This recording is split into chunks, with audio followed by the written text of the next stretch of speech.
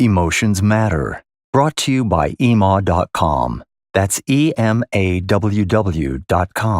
your solution for emotional intelligence.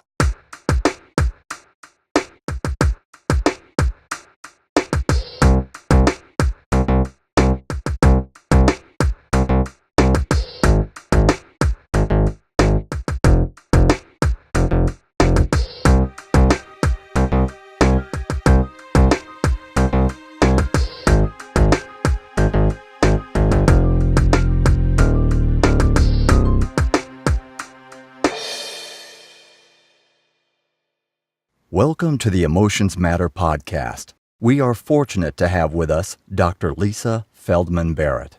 Dr. Barrett is a University Distinguished Professor of Psychology at Northeastern University, where she focuses on the study of emotion.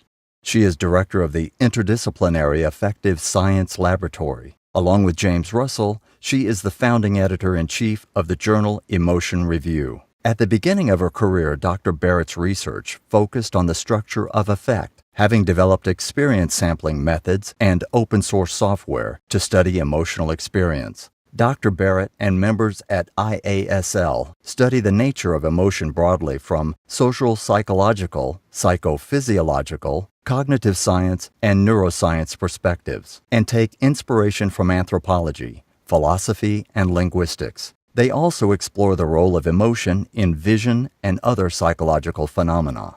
Welcome, Lisa. It's great to have you with us. Oh, I'm so delighted to be here, John. Thanks for inviting me. So let's just get started, just on a broad sense. You're a psychologist who focuses on emotions. How and why did you choose this area to focus on? Well, I started off in graduate school being interested in self-esteem and other topics that were not exactly related to emotion.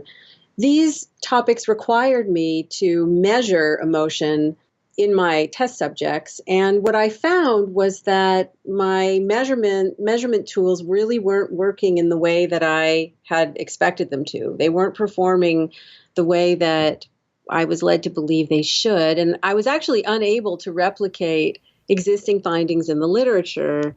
And this, for a young student, this was a real concern. I actually failed to replicate 8 experiments in a row, which led me to start to have the sinking suspicion that I just wasn't cut out to do science. But when I took a really good, careful look at the data, I realized that the problem was the measures. And so I had been asking people how they felt, measuring emotion by subjective report, and decided, well, I really would like to solve this problem maybe by finding other ways to measure emotion, by measuring people's facial expressions or maybe their cardiovascular systems, objective measures of emotion. And so I thought it would be pretty straightforward. Like everybody else, I believed that emotions were available to be measured in the body and in the face.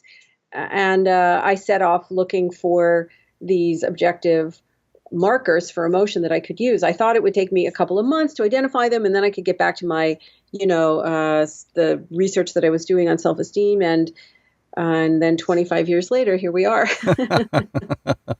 So you have a theory of constructed emotion. Maybe you can give us a summary of that theory and what's it all about? Sure, I'm happy to. I should just point out before I start, though, that in science, a theory is not just a set of ideas. A theory is a set of ideas that are backed up by a lot of scientific evidence. So colloquially, we use the word theory just to mean a bunch of ideas. But in science, these are ideas that we know are supported by scientific evidence. And a lot of the scientific evidence, not all of it, but a good portion of it is discussed in my book. So in a nutshell, let me just start with the classical view of emotion. This is the one that everybody is familiar with. It's the idea that emotions are automatic reactions that are built into your brain from birth, and that everyone in the world shares and recognizes these emotions. The idea is that the circuits for these emotions are buried deep in some animalistic part of our highly evolved brains. But the empirical evidence suggests something very different is happening. It suggests that our brain creates emotions on the spot as we need them, tailored to a particular situation, and that your emotions are relative to your culture and your experience. So it's not the case that you have, for example, a fear circuit that's buried deep in the subcortical regions of your brain, and that when you see a snake or some other threatening event occurs, that this triggers the circuit, which then produces this characteristic facial expression and bodily change. Instead, your brain has a set of kind of all-purpose networks. Think of them like ingredients. And in the same way that ingredients from your kitchen, like flour, water, and salt, can be used to make many, many different types of foods, and even some non-foods like, glue, your brain networks, these all-purpose networks, these basic ingredients, create the variety of emotions that we experience and perceive every day. But these networks are also important for creating thoughts and memories and beliefs and even hearing and seeing and tasting and so on. Mm-hmm. So the idea is that one important piece of the puzzle is to understand that your brain is making emotions as you need them. The second important piece to understand in this approach is that your brain is not really structured to react to things in the world. I know it feels that way to us. It certainly feels that way to me too, but that's actually not what our brains are doing. Our brains are structured anatomically, and also they function most efficiently in a metabolic sense by predicting. So in much the same way as right now, it seems to you as if you're listening to my words and reacting to them. In fact, based on your past experience with the English language, your brain is able to predict every single word that comes out of my mouth before it actually happens. And in a similar way, your brain is constantly guessing about what's going to happen next, both in the world and also in your own body. And these guesses are the basis of your emotions. All of this guessing is happening really outside of your awareness. And so your brain is using your past experience to predict what is going to happen in the very next instance in your body, and then make sense of that, those changes in terms of what's going on around you in the world. So a dull ache in your stomach, depending on the context, can be, disgust or anger or anxiety, or longing, or hunger, or fatigue, or indigestion, or maybe some indication that you're getting the flu. The point is that that your brain is attempting to make sense of the sensations in your body, and it's doing the kind of guessing proactively as to what the causes are using these sort of all-purpose networks. Part of your theory deals with how language and context influence emotion perception. So today's political environment is pretty charged with language which, I'm going to guess, influences emotion. What does your theory reveal for those hoping to understand this concept? So it turns out that language and concepts are much more important to not just emotions, but actually to every mental event that we experience in our waking lives than we typically give credit for. So, again, the classical view is the idea that there are a handful of emotions that are universal, that everyone has the circuit for them, everyone makes the facial expression for them, everyone can recognize those facial expressions around the world. Our own studies and many other studies indicate that this is really not the case at all, that in fact, emotions are not built in at birth. You actually have to have knowledge about an emotion to experience it. So in much the same way that you have to have experience with a language in order to make sense of the sounds that you hear coming out of someone's mouth, right? If you aren't familiar with a language, those sounds just sound like noise to you. Or, for example, music that you are unfamiliar with, that you have no experience with, to you just sounds like noise. So for me, dubstep was I would listen to that and sound like my mother, right? And say, this isn't music. But now that my daughter, has educated me and actually plays it, I actually find it kind of pleasant. It's almost. But in any case, it does sound like music because I have past experience with it. And when I'm giving talks, for example, I'll give I have this one set of images where, I'll show people an image. It's a black and white blobby image. And when people look at it, all they see are black and white blobs. They are experientially blind. They don't experience an object in the slide. And then I show them a photograph of what the blobs are supposed to be. And then their brains are able to actually construct the visual image of what those blobs are supposed to be. And in fact, their brains impose lines where there are no lines in order for them to see the image. This is actually what your brain does all the time. And it also does this with emotion. So if you don't know if you don't have a concept for anger and you've never learned that word and you don't have any concept for it, then for you, anger won't exist. You will make sense of scowls and other facial movements in some other way using whatever set of concepts that you have learned in your culture that have been wired into your brain by experience. And the same thing is true for your physical sensations. So, for example, there's a concept that I really like from Dutch. I have a close friend who's Dutch, and there's a concept called gezellig, which is kind of like hygge, which is also a popular new emotion term in the United States, which is a feeling of comfort and familiarity, typically that you experience with other people who you're close to. And this is an emotion that, before I had the word gezellig, did I ever have that feeling? Well, sure, I had that feeling, but my brain would have to construct that feeling using bits and pieces of past experience to make a new emotion concept that had no word. And if I tried to explain that feeling to someone, it would take me maybe 15 or 20 words, and it would be very inefficient. And my brain would have to work really hard to make it. It would be really impossible for me to teach it to anybody else, like my daughter, because it didn't really have a single word for it. The minute we have a word for the concept becomes much easier to make. Your brain has a word, and therefore it can construct an experience with 15 or 20 properties associated with it that it just in the blink of an eye, very, very efficiently. I can talk to you about it, John. If you knew what gezellig meant, I could just say, oh, yesterday I was sitting by the fire and it was very gezellig. And you would know by that one word, I could conjure in your brain a whole set of experiences and properties very, very efficiently, right? So the point is that words matter a lot, words and concepts matter a lot, not just for vision and hearing, and not just for us to make sense of our sights and sounds and so on, but also to make sense of what's going on inside our bodies as emotions. And we teach each other, and particularly our children, these concepts at a very young age. And once they have a word associated with them, they can be used very efficiently by the brain.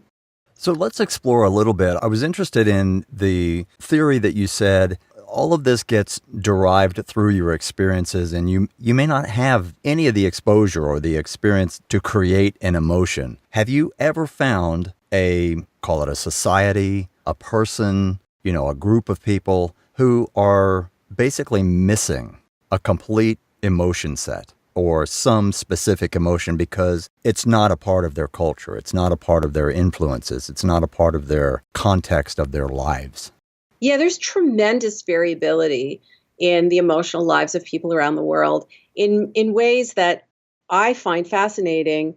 And sometimes it's challenging to step inside the mind of someone else whose set of concepts is so different from your own. To us, what feels automatic and obvious and natural is not necessarily what other people find automatic and obvious and natural, because their concepts are so different. So, for example, some cultures are missing concepts for specific emotions that we think of as very, very basic, like sadness. So, for example, Tahitian culture doesn't really have a concept for sadness. And so they make sense of their sensations as illness, which for when we would be experiencing sadness as a mental state, they make sense of their experience, their sensations more as in a physical way, as illness, and as a sickness, kind of. So a heart sickness, right, or a gut sickness, or And their whole experience, what they believe to be the cause and also what they do about those feelings to deal with them is very different from what we do. Now, it's tempting for an American to say, well, they experience sadness, but they just don't know it. Mm-hmm. That actually, there's just no scientific justification for that claim.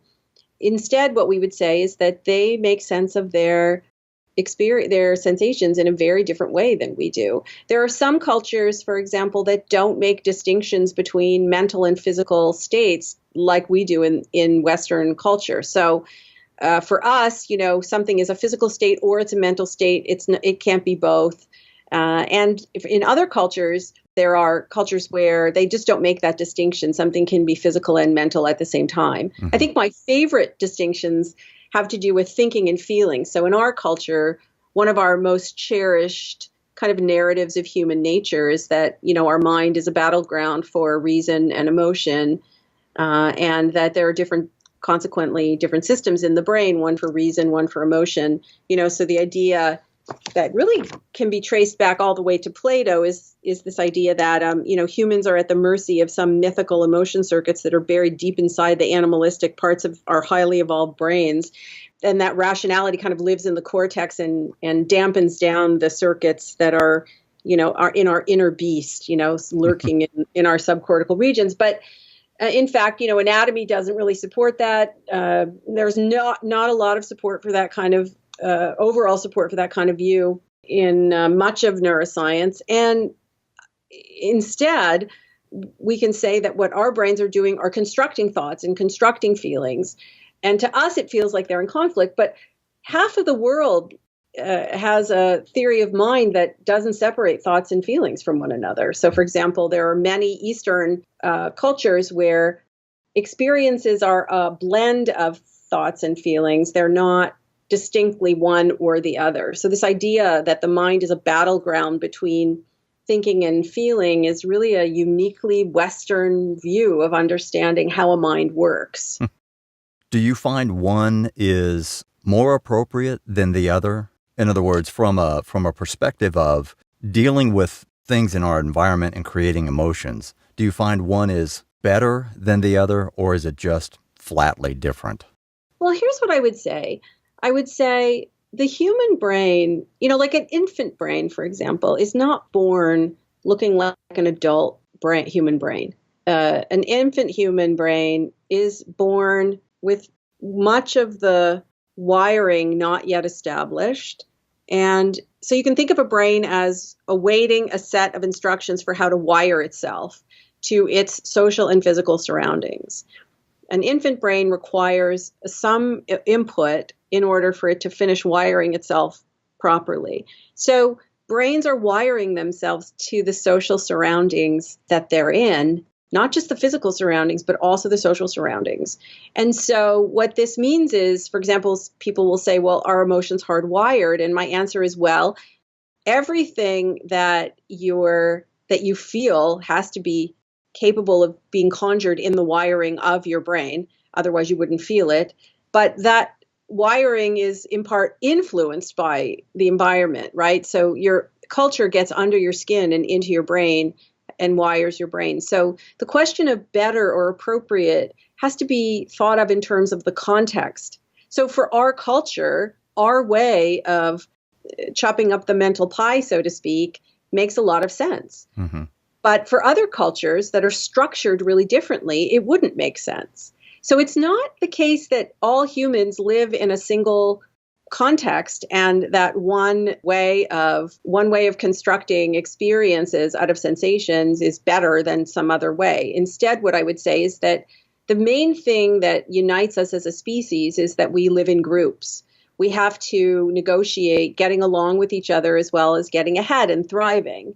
And there are many, many ways to negotiate that tension between getting along and getting ahead, depending on the constraints of the physical environment that people live in. And, if you live in the United States, in the North, the resources and challenges that you have are somewhat different than when you live in the South. Mm-hmm. And if you live in a completely different country, those constraints will also be different. And so there are many different ways that humans can resolve these dilemmas. We have the kind of brain that wires itself to its environment. So that means we have the kind of brain that can create many kinds of human minds. It's not that one is better or worse. It's that there are many solutions to adjusting and thriving in a particular environment. I think what is challenging, right, is when in a global world like the one we have now, when you have a particular way, your brain is wired for a particular environment, you have a set of concepts that your brain can easily make,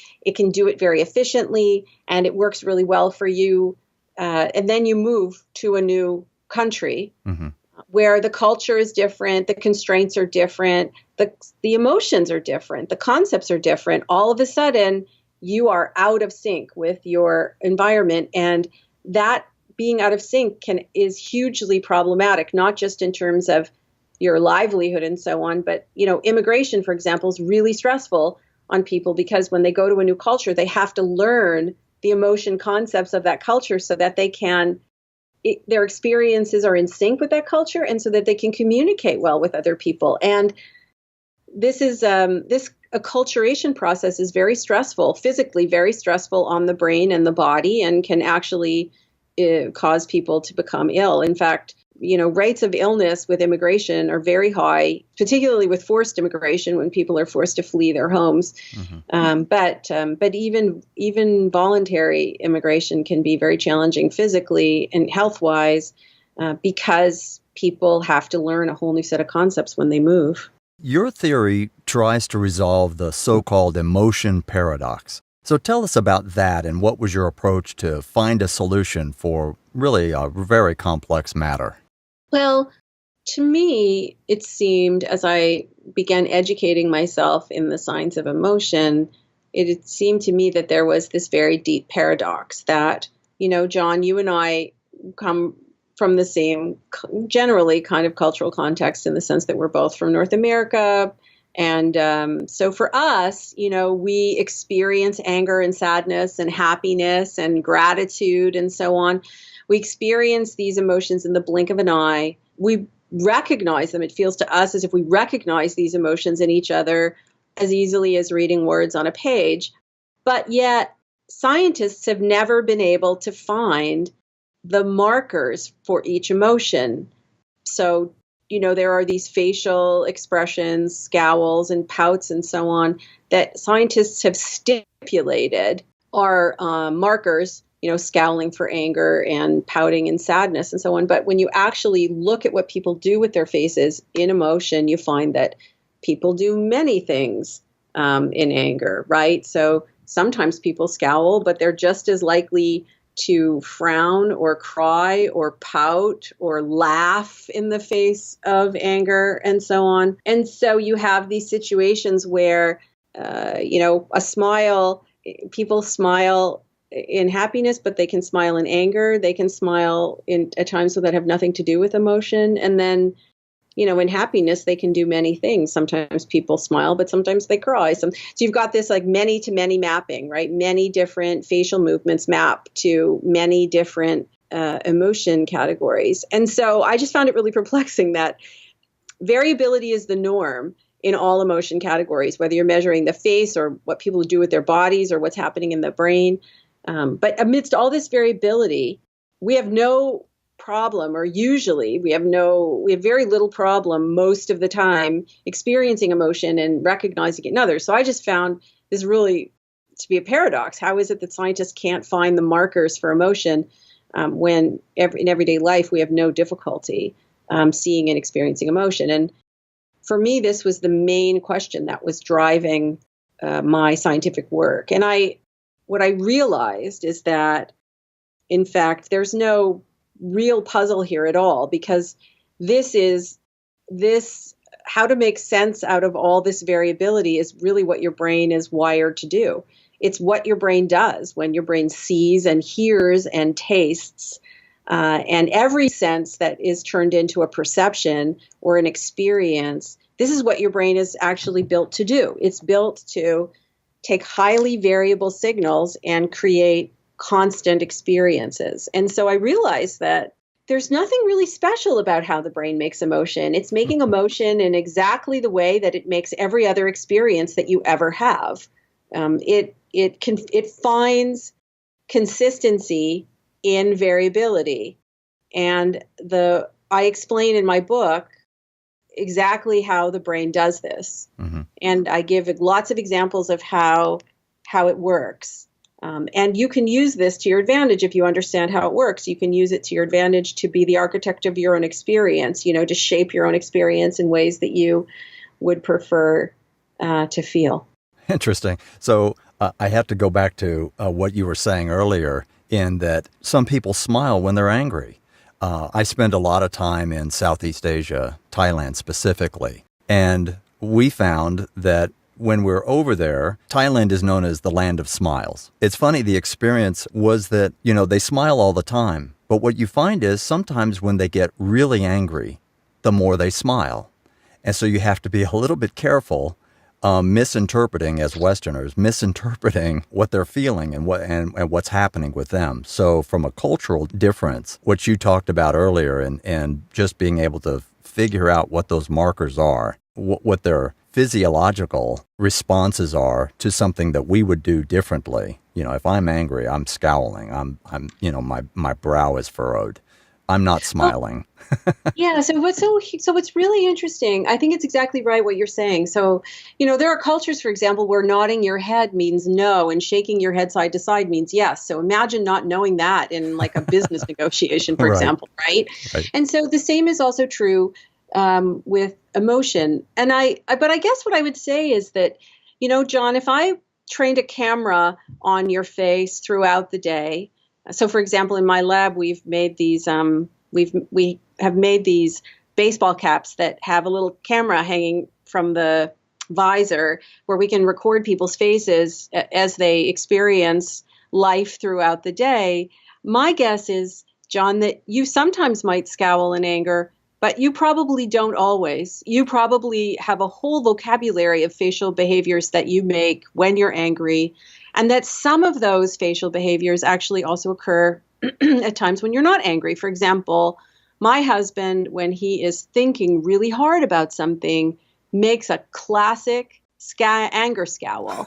But he's clearly not angry in any way, shape, or form. I've also seen, for example, my favorite was watching a video of a friend's child. She was about maybe 2 years old, and she made this real stereotyped disgust nose wrinkle. And so you might imagine that she was experiencing something really distasteful, but in fact, this was her first taste of something sour, like a sour lemon sorbet. And in the frame after that nose wrinkle, she reached out with some like a lot of energy and grabbed her father's wrist, and that he had a spoon in his hand, and shoved that spoon in her mouth again because she loved the taste of this lemon sorbet. So clearly a nose wrinkle is not always a sign of disgust. And I think part of what my book describes is how your brain is making sense of these nose wrinkles and frowns and scowls and so on, that we are automatically doing it and effortlessly doing it, but we're really guessing at what they mean. We're using the context in which they occur to try to figure out what is going on inside the head of the other person who's making those faces. Mm-hmm. So let's move on to another subject. You led some research on how humans bond and the brain chemistry that's involved. Give our listeners some insight as to your findings on that study. Sure. We are a social species. Humans are a social species. And what this means is that we regulate each other's nervous systems. And we do it without any awareness whatsoever that we're doing it. So, for example, right now, John, you and I are talking, and even though we can't see each other, it's very likely that our heart rates are synchronizing, because even though my brain is not aware that it's probably tracking your breathing that I can hear in the way that you speak, in the prosody of your voice, it is tracking that. And if you and I were in the same room, even though we've just met and we liked each other and we trusted each other, then not only would our heart rate synchronize, but our breathing would synchronize, and our movements might start to synchronize, and even the words that I'm saying are having an effect directly on the systems of your body. So we regulate each other's nervous systems without knowing it, and we use all kinds of means to do it.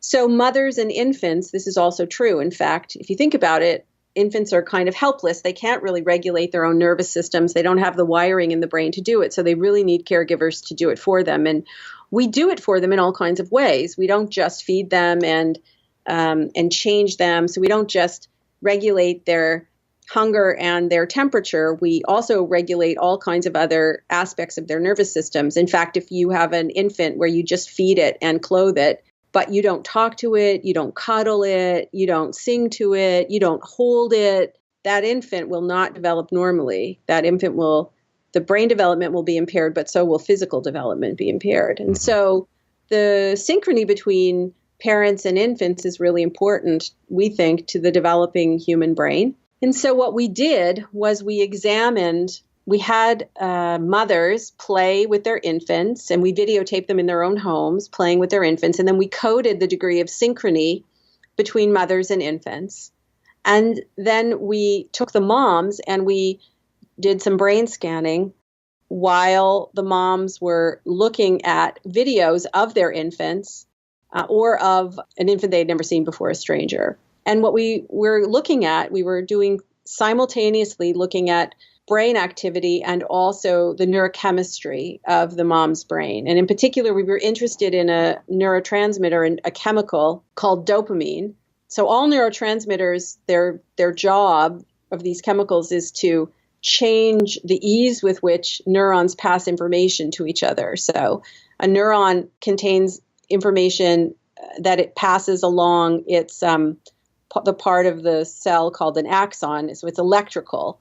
But when one neuron talks to another, that electrical charge influences the release of chemicals into the space between one neuron and another, and then those chemicals activate the next neuron or change the firing of the next neuron. So these neurochemicals are important for the ease with which neurons pass information back and forth. And dopamine in particular it's a really interesting chemical because people misunderstand it to be important for reward. They think that it's a neurochemical that is a reward chemical, but in fact, this is a chemical that is important for effort.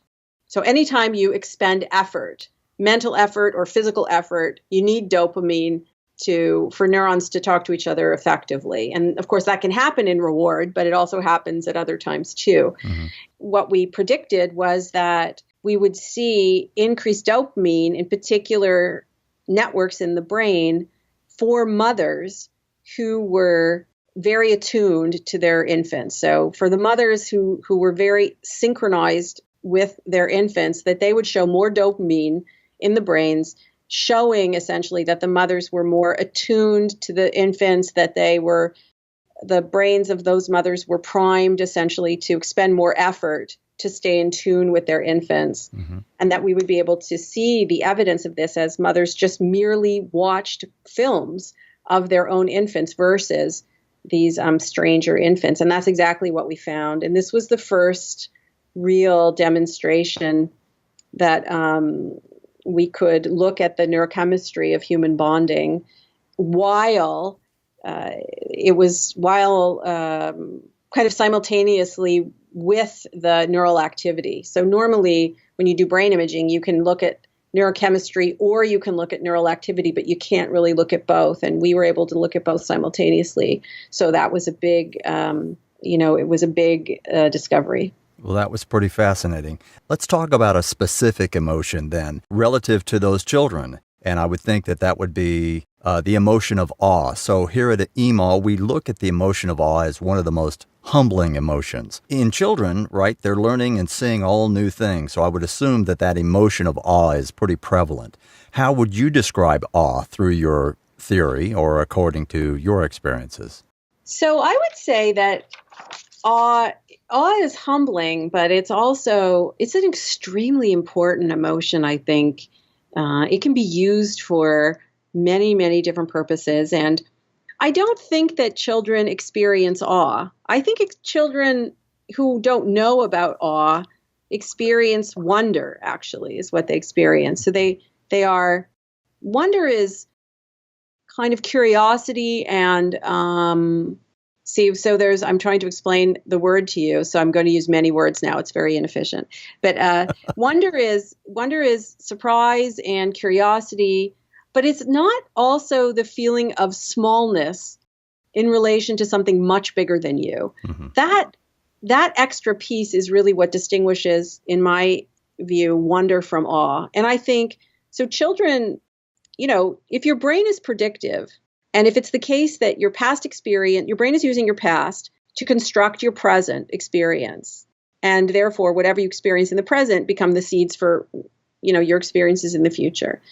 You can think about little infant brains. They can't predict very well because they haven't really experienced much. So they can predict some things. They're born with some machinery to be able to predict, but not as much. And so constantly what they're doing is learning. They're constantly what we would say are processing prediction error because they're not predicting very well. So they're just, the processing of prediction error, when your brain makes a prediction and it's wrong, when your brain corrects that prediction, that's what we call, learning.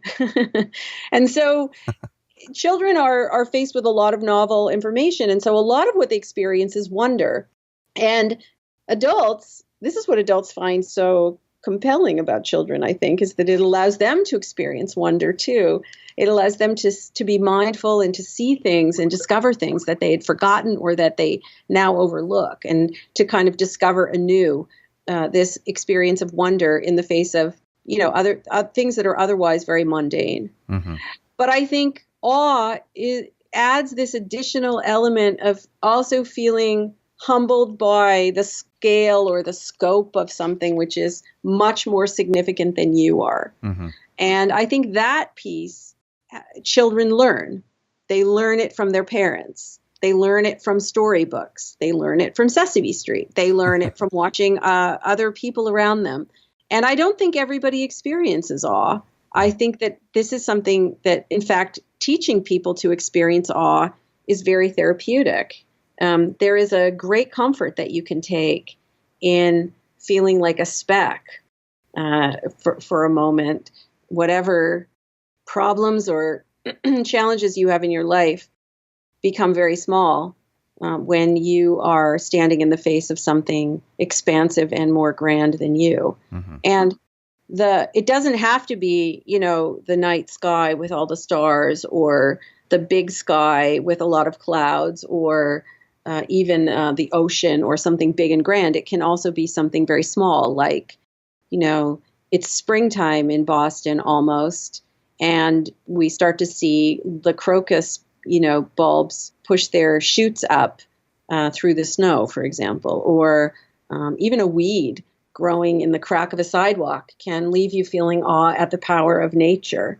And so I think finding moments to cultivate awe probably are the result of someone teaching you to, even just by observation, that you learn that wonder can also, you can add this piece of feeling that something is not just surprising and curious and delightful, but also much bigger than you. And learning to add that piece and also take comfort in that piece, I think, is probably something that's learned either explicitly or by observation. So let's move on to your book, How Emotions Are Made, The Secret Life of the Brain. It tries to explain the very existence of emotions. Well, what do you consider as the most critical takeaways from the book? And how would you recommend the average person approach an understanding of your writings? Well, I think there are many different takeaways from this book. So I don't know that there's one basic takeaway. I think different people find different things. For me, the biggest takeaway is that you are an architect of your own experience. That even though to you it feels as if emotions are happening to you, in fact, that's really not the case. You are making your emotions. And if you understand how you make them, how your brain is doing it, then you can harness that knowledge to empower yourself to have more of the kind of life that you would like to have. So for me, I think what's really interesting is the idea, the science behind the idea that you're much more in control of your emotions than you might imagine. Trying to control your emotions in the moment is probably the hardest time to do it. But your horizon of control is much greater, right? So if it's really the case that the past is being used to construct the present, and the present are the seeds for experiences in the future, then cultivating new experiences when you can, it means that your brain will have the capacity to make those experiences pretty effortlessly in the future. So to me, it seems one of the important messages, I think, is that you're much more in control than you would imagine. But control isn't always trying to change things in the moment. Sometimes changing things now has, or cultivating new experiences now, learning new words, for example, giving yourself new experiences as opposed to focusing on acquiring experiences as opposed to things, can really be beneficial to your life. I think the other piece for me that's very meaningful is the distinction between the body and the mind is really falls away in my book, and not in a kind of mystical way, but in a very direct biological sense. It's what I explain to people is that, your body, the sensations that come from your body are a very basic ingredient to your emotions.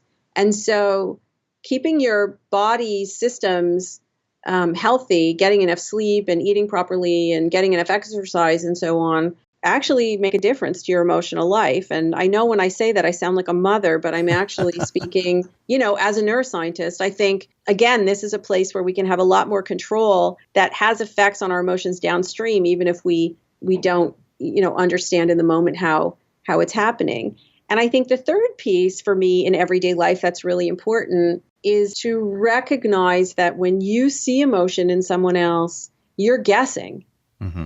Even people who have great confidence that they're, really good at reading people are just guessing. Mm-hmm. And sometimes, in fact, usually in science, when you measure someone's confidence in their ability and then you actually measure the ability, they have nothing to do with each other, which means some people who are confident really are good. Some people who are confident really aren't. That's why there's no relationship between the two. Mm-hmm. So I think it's a little humbling, and it reminds you that not to be disrespectful to people. I hear a lot of people say, oh, he was angry, but he doesn't know it. I'm really good at reading people. I think that's fundamentally disrespectful approach to take to people, mm-hmm. That you think that you know their own mind better than they do. I'm not saying that's never true, right? I'm just saying that I think it's humbling, and I think the idea that we're guessing, and I also think it reminds us to be curious about other people's experience rather than assuming that we know. Mm-hmm. Now, these things that I'm saying have real implications for the law. They have implications for industry. They have implications for child rearing. They have implications for economics, for almost every walk of life. But in day-to-day life, I think these three things, which I've just mentioned, are some of the most important new tools that the book offers people. Mm-hmm. Well, it's interesting. You mentioned a controlling emotion in the moment. And we actually have a question from one of our listeners. His name's Pablo. He's from Rome. And his question is, he wants to know, how is the best way to control his emotions in situations where, one's really not supposed to show them, like in a professional environment? This is a really tricky question because people will be, regardless of what Pablo is doing with his face or his body or so on, people will be guessing all the time at what he's feeling, because that's what humans do in the West. We guess at what each other are feeling. We guess at each other's mental states. It's called mental state inference or mentalizing. And they're going to do that based on the context. So all human brains use the context to try to figure out what facial movements mean. So if Pablo is in a circumstance where most people would get angry, even if he doesn't scowl, he just keeps his face still, or even if he smiles, people might still guess he's angry. Mm-hmm. So I think the easiest way to not show emotion on your face is to change what you're feeling. And that's, what I tell people is it's really easy to take a feeling of anger and transform it into a feeling of sadness or a feeling of fear or even a feeling of enthusiasm. Mm-hmm. What's hard is to turn down the intensity dial, right? To take a strong feeling and make it a weak feeling. Or a non-existent feeling. That's almost impossible to do for most people. And so I guess what I would say is, of course, the best thing to do if you're trying to hide something is to turn people's attention, like a magician, turn people's attention somewhere else. So if he's feeling something that he wants to hide, he should be talking to people about themselves, asking them questions about themselves, focusing their attention on something else. That's the human brain is very amenable to deception in that way. If it wasn't, we wouldn't have magicians and we wouldn't enjoy magic so much. Terrific. Some great insights. So, Lisa, what is next and where should we look for more of your work and publications? Well, I have a website, lisafeldmanbarrett.com. Many of my academic papers and a selection of academic papers, but also all of my popular writing can be found on that website. So I regularly write opinion pieces for the New York Times, and I'm starting to write pieces for other magazines. For example, I had a piece in Cosmopolitan this month. So there are other magazine pieces I'm working on. And so all of those can be found on lisafeldmanbarrett.com. My academic papers can also be found on my lab's website, which is affective-science.org. So in fact, if people just Google my name, they can find either of these websites really easily. But all my academic papers and the other books which I've edited can be found there. In the future, in addition to writing for magazines and newspapers and so on, I'll probably be writing a book, a more scientifically technical book on emotion. And I probably will be writing another book on super aging, which is how you can use your feelings and motivation to improve your memory. That all sounds fascinating. And your current stuff, everything that's online is really amazing. Lisa, I tell you, it has been great talking with you today. I really appreciate you taking the time to be with us. Thank you so much for having me. It's been really fun chatting with you. This is John, and I look forward to being with you again on another episode of the Emotions Matter podcast.